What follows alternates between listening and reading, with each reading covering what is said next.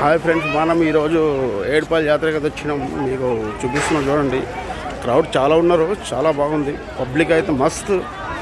ఇక షాపింగ్ కూడా చేసుకోవచ్చు పిల్లలకి, అన్నీ సూపర్ ఉంటుంది. చూడండి, హైలైట్ గోపురం అయితే సూపర్ గోపురం చూడండి. దీని లోపలికి వెళ్ళి మనము తల్లి అడిగిపోవాలన్నమాట. ఇప్పుడు వెళ్తున్నాము.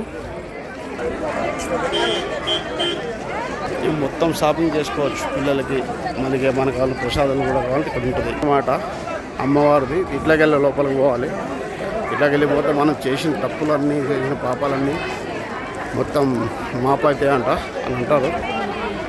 మరి ఏందో చూద్దాం, పోదాం. ఇట్లాకెళ్ళి పోదాం లోపలికి. లోపల పోయి ఉంటుంది గోపురం.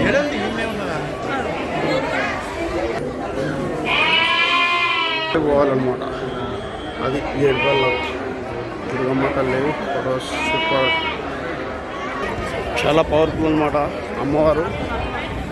చూస్తే చూడు ముచ్చటగా ఉంటుంది, చాలా బాగుంటుంది. మీకు చూపిస్తుంది అమ్మవారు గోపురం. అదనమాట అమ్మవారి గోపురం. ఇది మొత్తం బాగుంటుంది, చాలా సూపర్. టోకన్స్ ఇస్తున్నారు, ఏదో విఐపి టోకన్స్ అనుకుంటా. పబ్లిక్ అయితే చాలా ఉన్నారు, సండే కదా, అందరు వస్తారు. మేకలకు వస్తారు, కోళ్ళకు వస్తారు, తింటారు, తాగుతారు, ఎంజాయ్ చేసుకుంటూ పోతారు. మీరు కూడా రండి, విజిట్ చేయండి. ఏడుపాయల దుర్గమ్మ తల్లి అంటాం, చాలా పవర్ఫుల్. ఇది గోపురం గుడి నుంచి తీసుకున్నాం. మీకు చాలా అంటే చాలా మొత్తం అడవిలో ఉంటుంది. ఇది విఐపి దర్శనం. ఇట్లా విఐపి దర్శనం పోవాలి, నార్మల్ దర్శనం అట్లా పోవాలి.